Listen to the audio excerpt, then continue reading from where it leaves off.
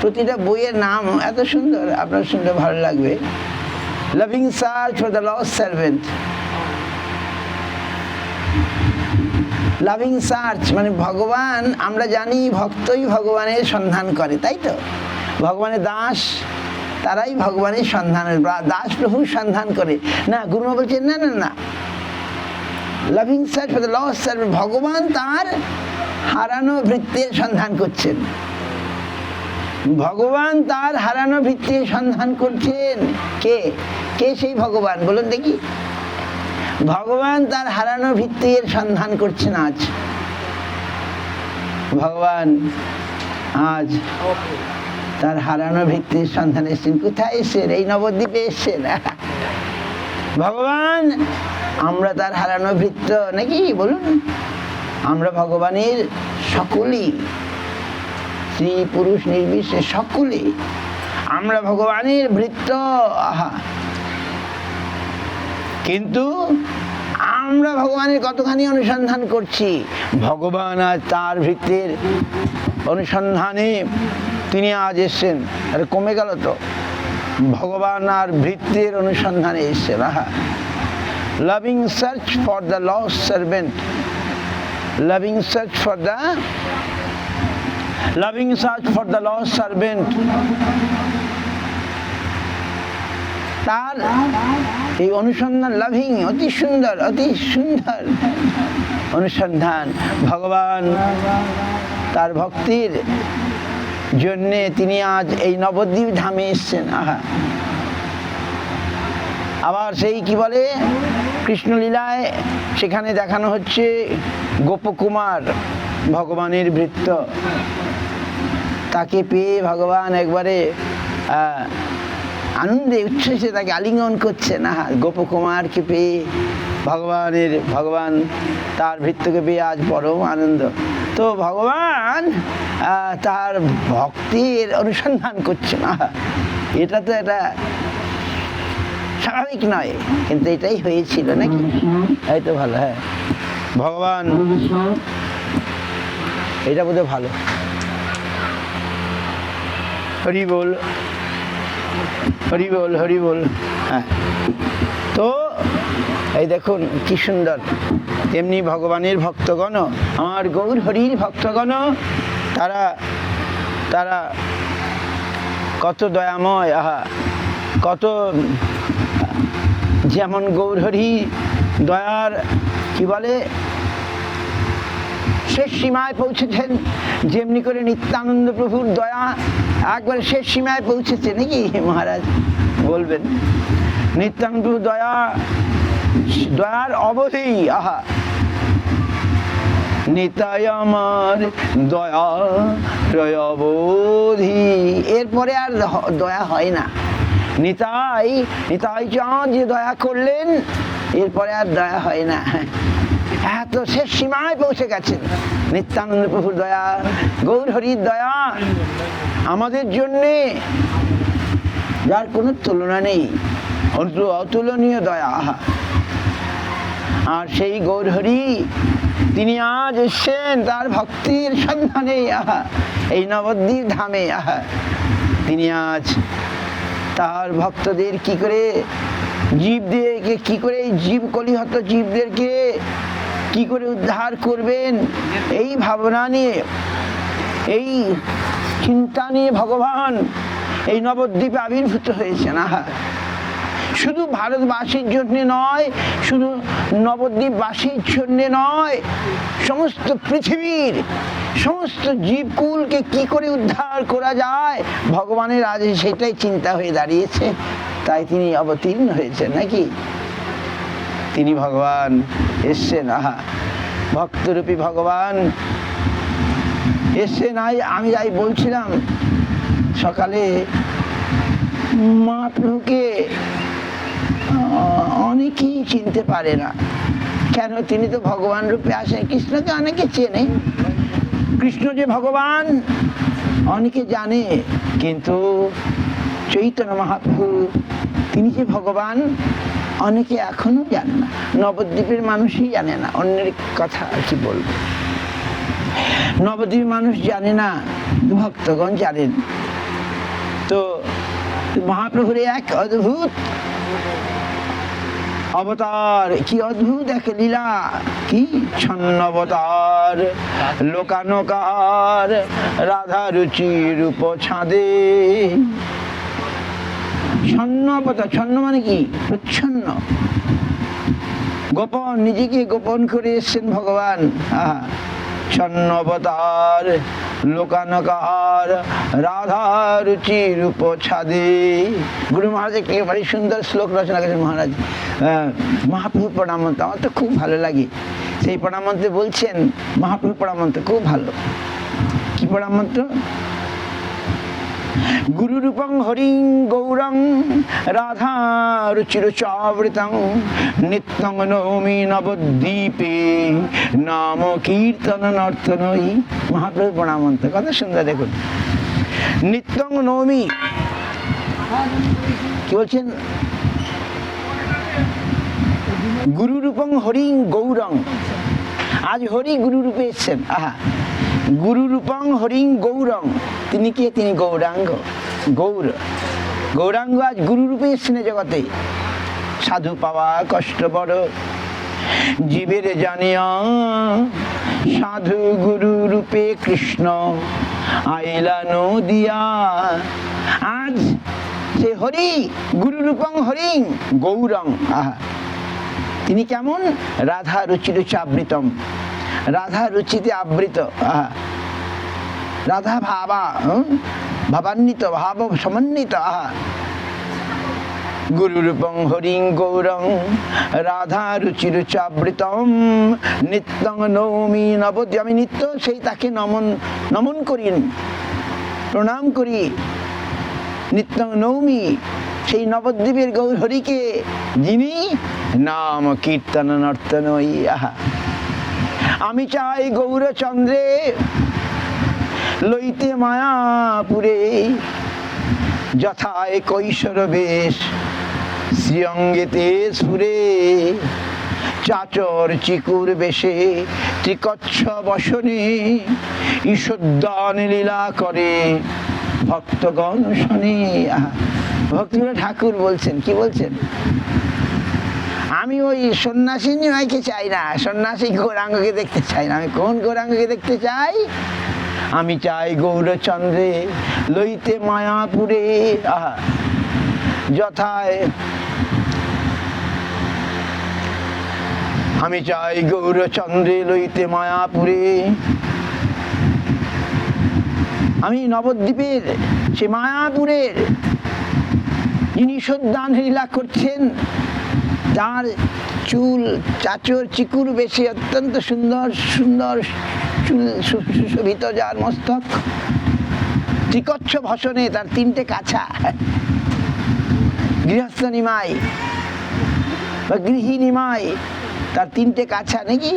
ত্রিকচ্ছ ভসনে ঈশোদ্যান লীলা করে ভক্তগণ শোনে।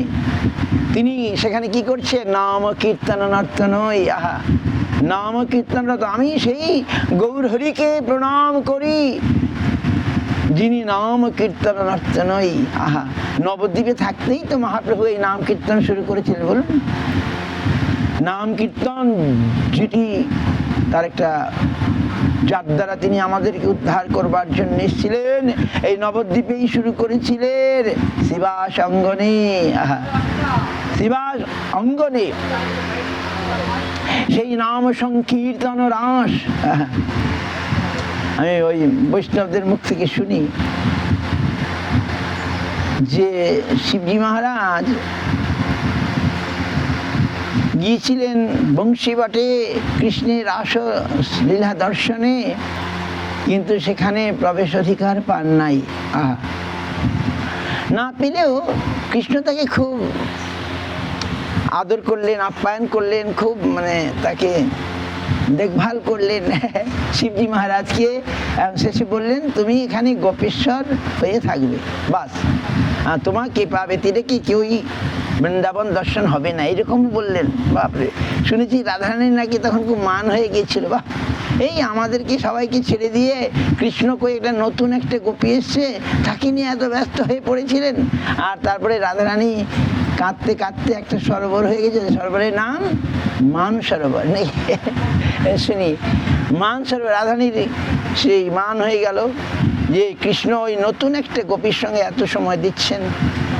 যাই হোক, কিন্তু শিবজি মহারাজকে খুব আদর আপ্যায়ন করে ওখানে রেখে বললেন, এই এই রাসলীলায় তোমার প্রবেশ হবে না, কিন্তু আগামী আমার যে লীলা হবে সেখানে যে রাস হবে, সংকীর্তন রাস, সেখানে তুমি হবে প্রধান।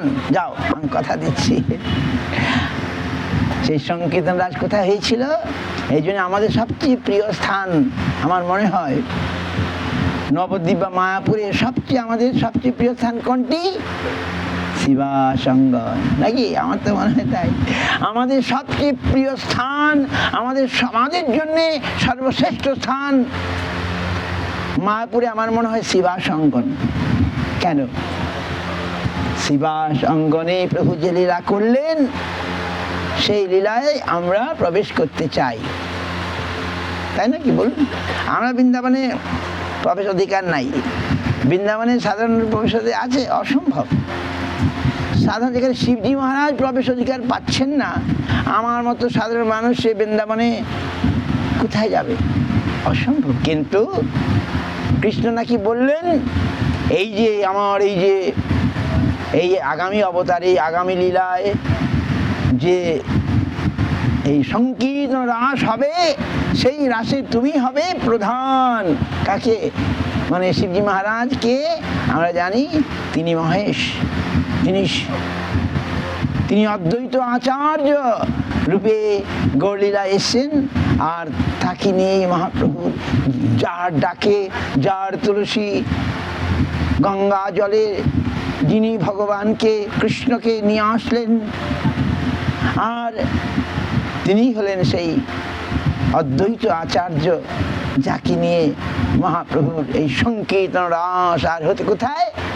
শিবাসঙ্গনে। শিবাসঙ্গনে এই সংকীর্তন রাস হয়েছিল। আহা, নাম কীর্তন নর্তনই, সেই গৌরহরিকে আমরা প্রণাম করি, আমি প্রণাম করি। সেই গৌরহরি হচ্ছেন আমাদের সেই ভগবান যিনি তার হারানো বৃত্তির সন্ধানে এসেছেন। Loving search for the lost servant, loving search for the lost servant, ত্যক্তা সুদুষ্টর্য সুরক্ষিত রাজ্য লক্ষ্মী ইত্যাদি ইত্যাদি সমস্ত কিছু এত ত্যাগ স্বীকার করে কেন? শুধু আমাদেরই জন্য, একদিকে আমাদের জন্য, একদিকে তার অন্তরঙ্গ লীলা। কিন্তু আমরা তো বাহ্যিকভাবে দেখি মহাপ্রভু এই নবদ্বীপে সংকীর্তন শুরু করেছিলেন। আর দেখুন সেই সংকীর্তন সারা বিশ্বে প্লাবিত। আমরা দেখার সুযোগ পাচ্ছি কিনা বলেন? আমরা আজ দেখার সুযোগ পাচ্ছি। চীন দেশের ভক্তরা এখানে আসে, দেখে বিস্মিত হয়ে যায়। জন্মেছে চীনে, কিন্তু ওরা কি চীন দেশীয়, রাশিয়া, চীন, যেখানে ধর্ম ব্যান্ড, এখনো ব্যান্ড, চীনে এখনো ব্যান্ড, ধর্ম চলবে না। ওই একটি মেয়ে ছিল, ও আমাদের ভিডিও, তখন কোন এই গত বছরের আগের বছরে এসেছিল না? হ্যাঁ, গত বছর আগের বছর একটা চীনা মেয়ে, ওই আমাদের ইয়েতে থাকে, ফেসবুক বা ইন্টারনেটের মাধ্যমে সব দেখে। তো আমাদের মঠের শিষ্য নয়, অন্য।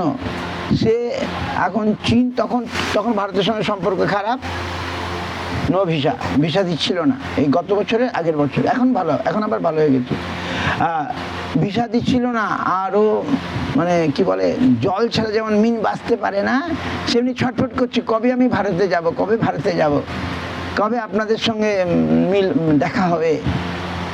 তো তখন আমরা নেপালে গেছি, তো বলছি ওই তো নেপালে তো যেতে পারবো, ইন্ডিয়া ভিসা না পেলে কি হবে, আমি নেপালে গিয়ে দেখা করব। বুঝতে পারছেন? সেই মেয়েটি নেপালে চলে আসলো। ও তার লোভ হলো যদি একটু ইন্ডিয়া যাচ্ছি, যদি একটু বৃন্দাবনে যেতাম। সে নেপাল থেকে ডাইরেক্ট চলে গেল দিল্লি, যদি একটু কোনো পাকে যদি ঢুকতে পারি, কিন্তু ঢুকতে দিল না। বলে না এখন ইন্ডিয়া তোমার তো ভিসা নাই, ভিসা দিচ্ছে না, ভারত সরকার ভিসা বন্ধ। সে আর ঢুকতে পারলো না, কিন্তু পয়সা খরচ করে চলে গেল দিল্লিতে, যদি একটু ঢুকার সুযোগ পাই, একটু বৃন্দাবন দেখে আসবো। ঢুকতে দিল না। সে আবার ওখান থেকে কাঠমান্ডু চলে আসলো। আবার কাঠমান্ডু থেকে আমরা গেছি কাকুরভিটায়, শিলিগুড়ির কাছে, নেক্সট শিলিগুড়ি।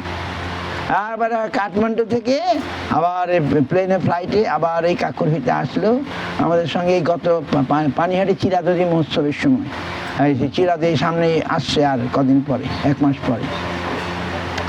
তো দেখুন এদের অন্তরের এই যে মহাপ্রভুর এই করুণা কোথায় পৌঁছে গেছে। চীন দেশে ওখানে এরকম ড্রেস নিয়ে পড়ে গেলে একবারে শিখরে পৌঁছে দেবে। আমাদের মহারাজ পৌঁছে অ্যারেস্ট করেছিল, কয়েকজন মহারাজ গিয়েছিল, হয়তো অতটা করে নাই, এই ড্রেস নিয়ে বাইরে এসছে, বাস শিখরে নিয়ে গেছে। চীন দেশে এখনো এইরকম, কিন্তু তাদেরকে আটকাতে পারছে কি? পারছে না। কিন্তু তারা সেই ভারতে প্রবেশ করতে পারছে না। চীন দেশে এসে সংকীর্তনে যোগ দিয়েছে। চীন দেশ থেকে এসে এই নেপালে আমাদের সঙ্গে যোগ দিয়েছে। আমি তো দেখি অবাক। আর এইরকম একটা যে বস্তু আছে, সেটা কি? সেটা মহাপ্রভু আমাদেরকে দিয়েছেন। ওই যে এমন জিনিস যার কোনো কালে দেওয়া হয়নি। এমন গৌরাঙ্গ বিনে নাহিয়ার হেন অবতার, হবে কি হয়েছে হেন প্রেম পরচার। দুরমতি অতি পতিত পাষণ্ডী প্রাণে না মারিল কারে, হরিনাম দিয়া হৃদয় শোধিল যাচি গিয়া ঘরে ঘরে।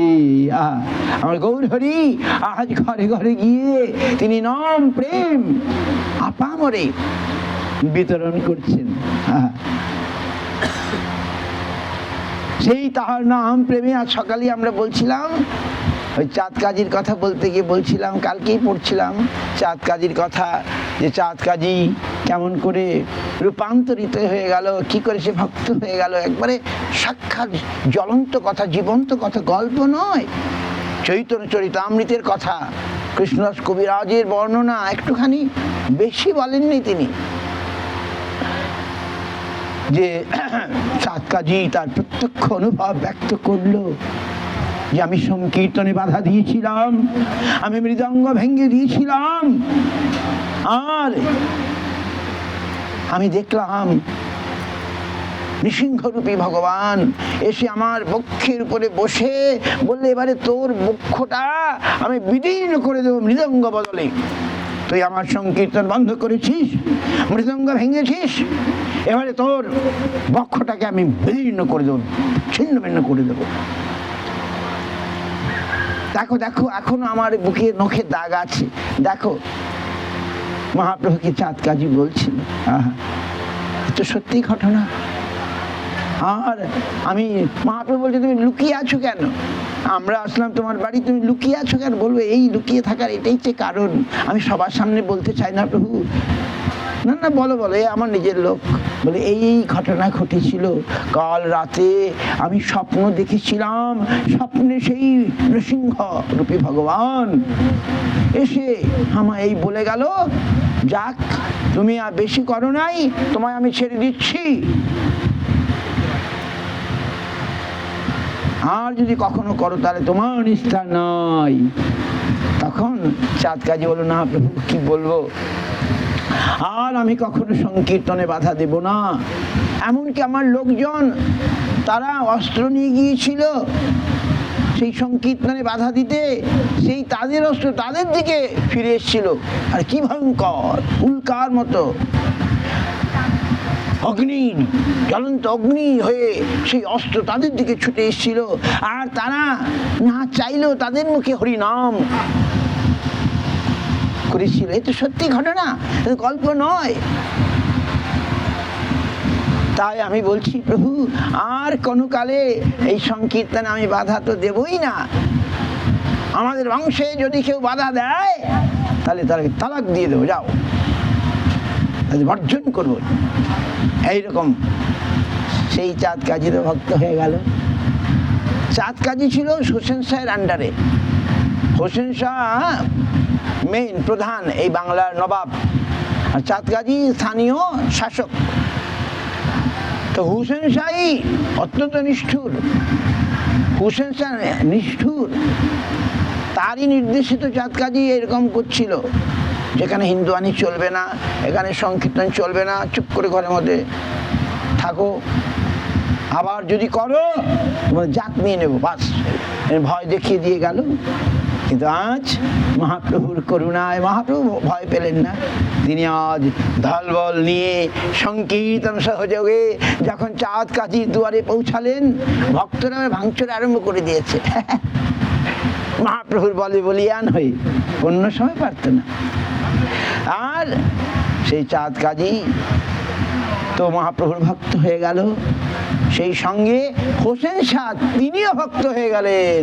মহাপ্রভু যখন সেই মালদাতে গিয়েছিলেন, রামকেলি মালদহে গিয়েছিলেন, হোসেন শাহ মহাপ্রভুর দিব্য কলেবর দর্শন করে, তার সংকীর্তন উন্মাদনা দর্শন করে, তার সঙ্গে হাজার হাজার ভক্ত চলেছে দর্শন করে, হোসেন শাহ বলছে, কে কে এত সুন্দর, এই মনে হচ্ছে হিন্দুর ভগবান। হ্যাঁ, হোসেন শাহ এই পরিবর্তন। কিন্তু সেখানকার হিন্দু রাজকর্মচারী যারা ছিল তারা ভয় পেয়ে গেছিল। হোসেন শাহ খালি খোঁজ নিচ্ছে, বলো দেখি কে কে এই যে দেখছি সন্ন্যাসী, কে সে যার সঙ্গে এত লোক, আর তিনি কে উন্মাদের মতো এক দিব্য ভাবে ভাবিত হয়ে তিনি সংকীর্তন করছেন, কে? হিন্দু রাজকর্মচারী কেশব খান।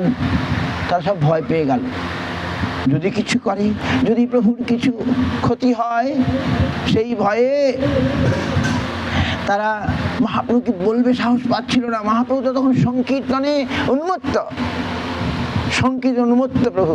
আহা, তাকে বলার, তার কাছে ঘেঁষতে পারছিল না যে ভক্তগণ মহাপ্রভু দিব্য উন্মাদে উন্মাদিত হয়ে সংকীর্তনে তিনি।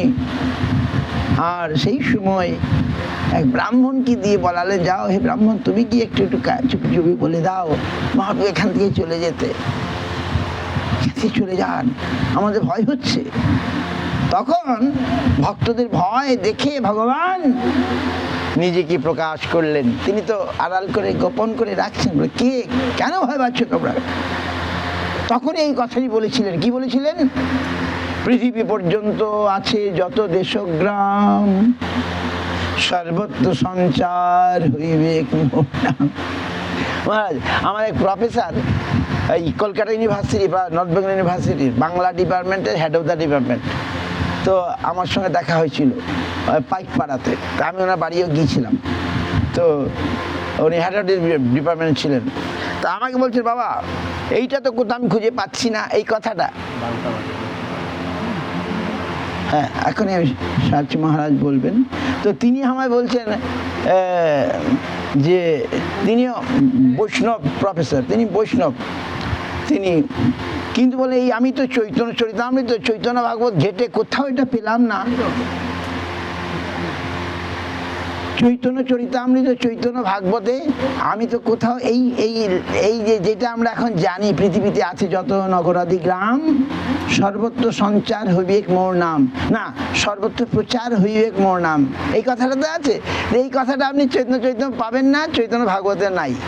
অরিজিনাল কথাটা হচ্ছে, তো আমাকে জিজ্ঞেস করে ব্যাপারটা কোথায়, আমি সূচিপত্র ঘেটে ঘেটে কোথাও পাওয়া যাচ্ছে না। পৃথিবীতে আছে যত নগরাদি গ্রাম, সর্বত্র সঞ্চার হই, এই কথাটা আছে। আর এই সময়ই বলেছিলেন, অনলি চৈতন্য চৈতামিতে নাই, অনলি চৈতন্য ভাগবতে আছে যে হুসেন শাহ ওই যখন এরকম করলো তখন মহাপ্রভু তার ভক্তদেরকে আশ্বস্ত করবার জন্য বললেন, তোমরা কি মনে করছো, কে কাজী, কে হুসেন শাহ? আমি যদি বলাই, আমি যদি কিছু করাই, তাহলে তারা কিছু করতে পারবে?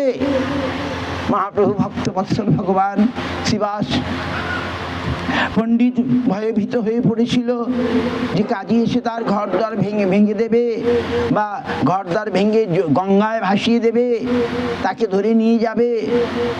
শ্রীবাস পণ্ডিত তিনি ভয় পেয়ে তিনি আর তার জন্য নয়, তিনি আজ নৃসিংহদেবের পূজা করতে আরম্ভ করেছেন। হ্যাঁ, মহাপ্রভু এসে তার ঘরে লাথি দিয়ে বলছে, হে শ্রীবাস, কার পূজা করিস, কার করিস, ধ্যান দেখ, তুই যার পূজা করছিস সে তোর ঘরে বিদ্যমান,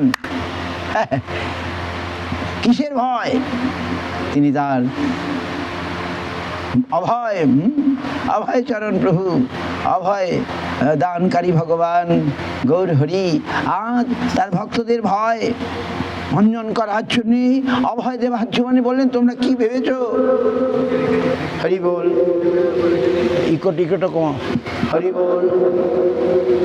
এই দেখুন ওই চায়নার মেশিন, অত ছোট, ওই মেয়েটি নিয়ে এসছে, এটা এই চায়না থেকে নিয়ে এসে, অত ছোট কিন্তু জান আছে খুব। এই যে মোবাইল দিয়ে ইলেকট্রিকের যে কি বলে টেলিফোনের মোবাইল দিয়ে চার্জ করা যায়। হরি বল। তো হরি বল, হরি বল, আর কম, ইকোটা কম, হরি বল। তাহলে মহাপ্রভু তিনি আজ ভক্তদের ভয় দূর করবার জন্য বললেন, না না না না, কে আমি জানো?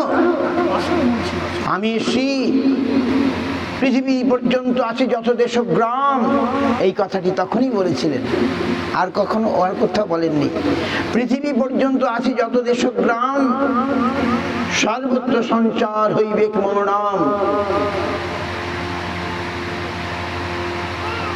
তারপরেই বলেছিলেন আরে সুন্দর কথা, সকালে আমরা বললাম, আমি শ্রী এই জীবকে উদ্ধার করতে, চৈতন্য ভাগবতে আছে, এই যে ভাগবত সামনেই আছে, যে জীব যারা অত্যন্ত মানে অতীত অবস্থায় আছে, যারা অত্যন্ত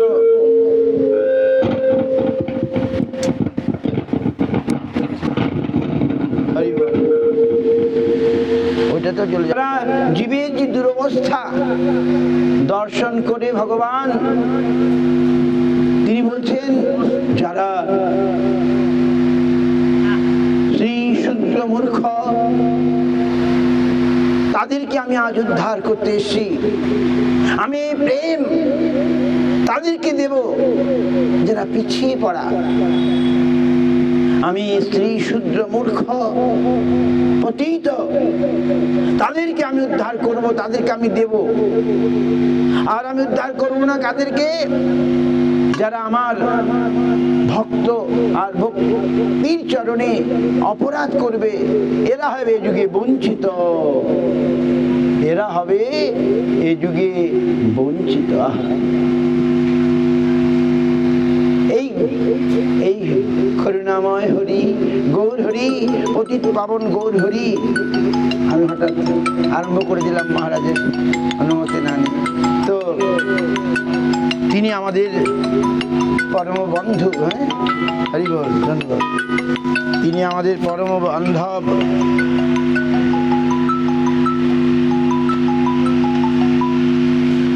তিনি এসেছেন আমাদেরকে উদ্ধার করবার জন্যে। এই নবদ্বীপে এসেছেন তিনি। মহারাজ এবারে আপনি বলুন। তো আজ আমাদের কি বলে অচ্যুত প্রভু,